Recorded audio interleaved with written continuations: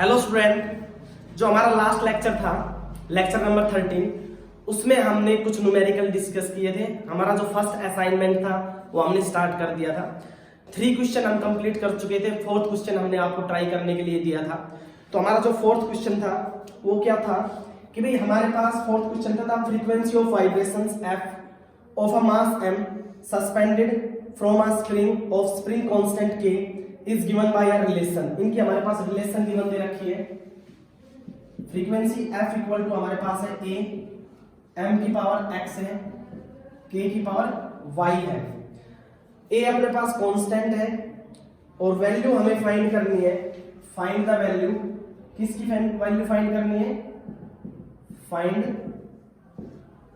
The value of x and y। हमें x and y की value find करनी है। f हमारे पास क्या है? फ्रीक्वेंसी गिवन है। m हमारे पास क्या है? मास है। k हमारे पास क्या है? Spring constant. k हमारे पास स्प्रिंग कांस्टेंट है। ये क्वेश्चन नंबर 4 था जो हमने लास्ट वीडियो में आपको सोल्व करने के लिए दिया था। f हमारे पास फ्रीक्वेंसी है, m हमारे पास मास है, k हमारे पास स्प्रिंग कांस्टेंट है।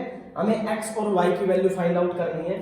ऑप्शन है हमारे पास, फर्स्ट ऑप्शन है हमारे पास ए, जो ऑप्शन है 1/2 मींस ये x है, ये y है। बी ऑप्शन है x equal to -1/2, y equal to -1/2। C option है x equal to 1/2, y equal to -1/2। और डी ऑप्शन है x equal to -1/2, y equal to 1/2। तो अपने पास ये 4 ऑप्शन है, 4 ऑप्शन गिवन है। क्वेश्चन हमारे पास है frequency equal to a, m की पावर x, k की पावर y। x और y की वैल्यू हमें फाइंड करनी है। तो कैसे करेंगे? इसके लिए मैंने मेथड बताया था कि लेफ्ट साइड और राइट साइड जितनी भी टर्म्स है सभी के डायमेंशनल फॉर्मूले लिखने और पावर्स का कंपैरिजन करना है, सोल्व हो जाएगा। फ्रीक्वेंसी हमारा जो होता है वो टाइम के रेसिप्रोकल होता है। तो इसका जो डायमेंशनल फॉर्मूला आएगा m0 l0 t-1।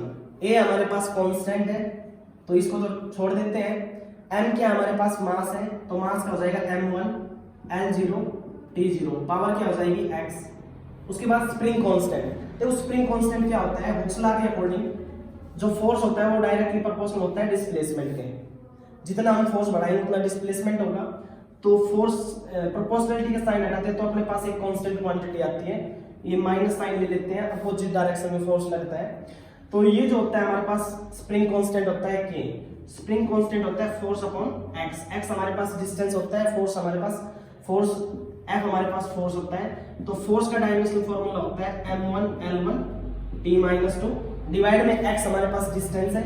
डिस्टेंस के लिए हो जाएगा m0 l1 t0। l से l कैंसिल आउट हो जाएगा। तो हमारे पास स्प्रिंग कांस्टेंट का जो डायमेंशनल फार्मूला आएगा वो आएगा हमारे पास m1 l0 t-2। इसकी पावर क्या हो जाएगी? y। तो हमारे पास क्या करना होता है? लेफ्ट साइड और राइट साइड जो भी टर्म्स है उनके डायमेंशनल फार्मूले लिखने होते हैं।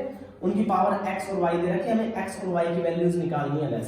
ठीक है, तो अब क्या करते हैं? पावर्स का अंदर मल्टीप्लाई करते हैं। ये हो गया m0 l0 t-1। इसके अंदर मल्टीप्लाई करेंगे mx l0 t0। यहाँ पे हो जाएगा my l0 t-2y। अब इनका सोल्व कर लेते हैं। ये हो जाएगा m0 l0 t-1 और ये हो जाएगा m की power x plus y। l हो गया हमारे पास 0 और t हो गया हमारे पास -2y। अब क्या करना होता है? पावर का बस कंपैरिजन करना होता है। पावर का कंपैरिजन कर लेते हैं, हमारे पास x और y की वैल्यूज आ जाएंगी। पावर का कंपैरिजन करते हैं। ये हो गया m की पावर x प्लस y, यहाँ पे 0 हो गया, x plus y equal to 0। दूसरा अपने पास हो गया -2y equal to -1। Minus minus क्या हो जाएगा? प्लस। y की वैल्यू हो जाएगी 1/2। y की वैल्यू तो हमारे पास 1/2 आ गई। यहाँ पे y की वैल्यू रखेंगे x प्लस 1/2 इक्वल टू 0। x की वैल्यू हमारे पास -1/2 आ जाएगी। D option is correct. x की वैल्यू -1/2, y की वैल्यू +1/2। तो डी ऑप्शन इज हमारा करेक्ट हो जाएगा। तो ये हमारे पास क्या हो गया? 4th क्वेश्चन जो हमने लास्ट लेक्चर में आपको कंप्लीट करने के लिए दिया था। अब उसके बाद हमारे असाइनमेंट का 5th क्वेश्चन है फिफ्थ क्वेश्चन में क्या करना है हमें, फोर्थ क्वेश्चन कंप्लीट हो चुके हैं, हमारे पास फिफ्थ क्वेश्चन है हमारे असाइनमेंट का कि भाई हमारे पास गिवन है in an experiment four quantities question number fifth है हमारे पास, फोर क्वांटिटीज हमारे पास A B C and D are measured with percentage error. A का परसेंटेज एरर है हमारे पास 1%, बी दे रखा है हमें 2%, सी हमें दे रखा है 3% और डी हमारे पास है 4% respectively. Quantity P is calculate the follows, तो पी हमारे पास दे रखा है A cube B square C D. हमें परसेंटेज एरर निकालना है पी का परसेंटेज एरर निकालना है। फर्स्ट ऑप्शन है 14%, बी ऑप्शन हमारे पास 10%, सी ऑप्शन हमारे पास 7%, डी ऑप्शन है 4%। एक बार पॉज करके आप खुद से भी ट्राई कर सकते हो। तो इसको सॉल्व करते हैं, तो इसको परसेंटेज एरर पहले इसका करेंगे delta P divide by B, पहले रिलेटिव एरर के फॉर्म में लिखेंगे, फिर बोथ साइड 100 से मल्टीप्लाई करेंगे, फिर हमारा परसेंटेज एरर आएगा। Delta P by P equal to इसकी पावर आ गई 3, delta A divide by A plus 2 आ गई, delta B divide by B plus ये ऊपर जाएगा पावर माइनस सी हो जाएगी, बट पावर आगे लेना है, एरर ऑलवेज पॉजिटिव लेके चलना है।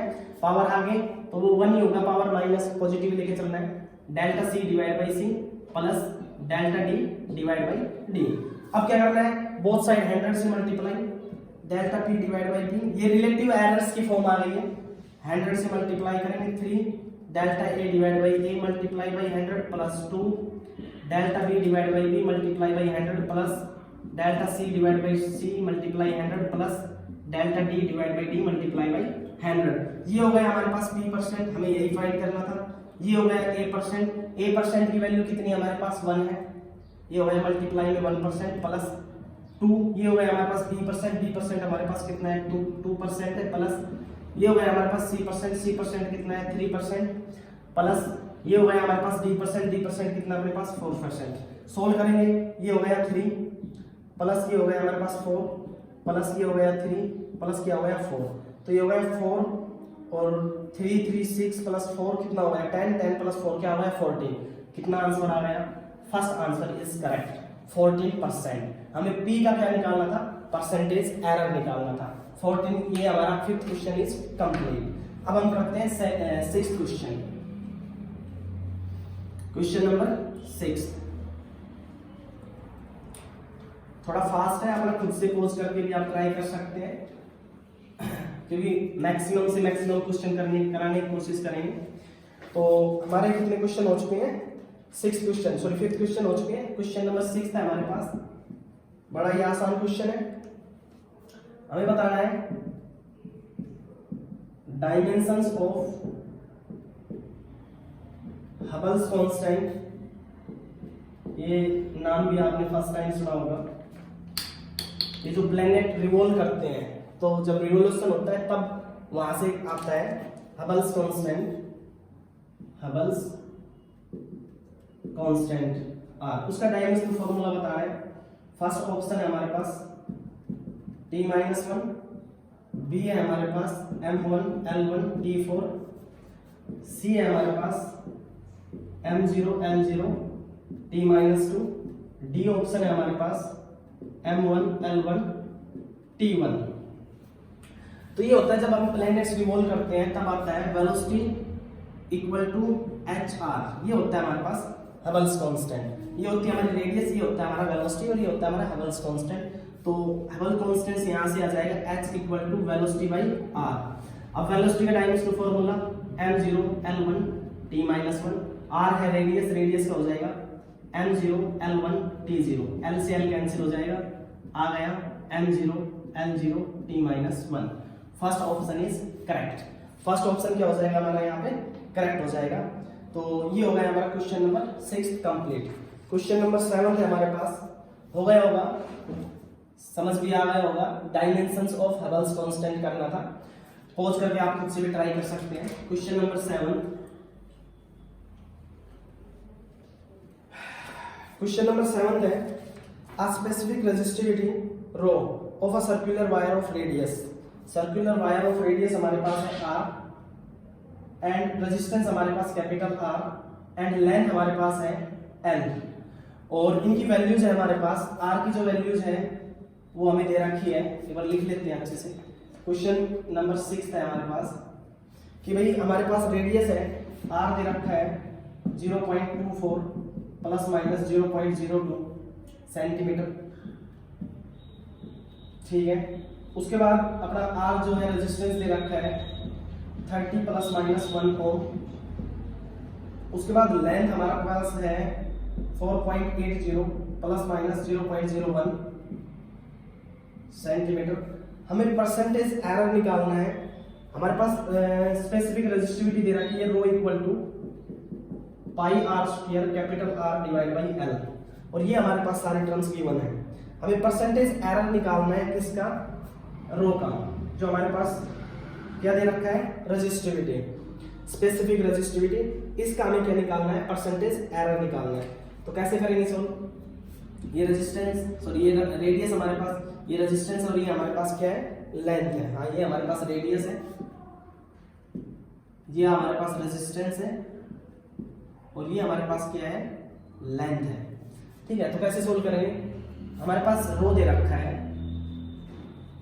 रो की वैल्यू दे रखी है pi R square capital R divide by length. इसको हम सबसे पहले रिलेटिव एरर्स की फॉर्म में लिखते हैं, डेल्टा रो